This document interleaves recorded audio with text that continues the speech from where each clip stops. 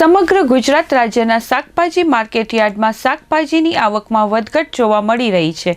તહેવાર બાદ શાકભાજીના ભાવ વધ્યા છે, તેમાં પણ ખાસ કરીને શિયાળુ શાકભાજીની શરૂઆત તો થઈ ગઈ છે, પણ આવકની વધઘટને લઈને આજે રિટેલ માર્કેટમાં શિયાળુ શાકભાજીના પાકમાં ખૂબ જ મોટો વધારો નોંધાયો છે। ખાસ કરીને તુવેર પાપડી, શેકતાની સિંગ અને ગુવાર જેવા શાકભાજીના ભાવમાં વધારો જોવા મળી રહ્યો છે। આ શાકભાજીના ભાવ વધારાથી મધ્યમ વર્ગ મુસીબતમાં મુકાયો છે અને ગૃહિણીઓને તો રડાવી રહ્યો છે। શાકભાજી માર્કેટના વેપારીઓએ જણાવ્યું હતું કે સામાન્ય રીતે શિયાળામાં ટમેટા, ફુલાવર, કોબી, ભીંડા, કાંદા તથા તુવેરના ભાવમાં 3 થી 4 ગણો વધારો જોવા મળી રહ્યો છે।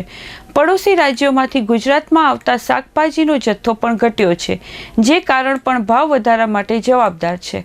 અન્ય વેપારીઓના જણાવ્યા મુજબ હજુ લગભગ એકાદ મહિના સુધી લીલા શાકભાજીના ભાવમાં ઘટાડો થવાની કોઈ જ શક્યતા નથી। વેપારીઓએ ચંચળ ન્યૂઝ સાથે વાત કરી હતી। બહુથી ઘનશ્યામ બોલું છું।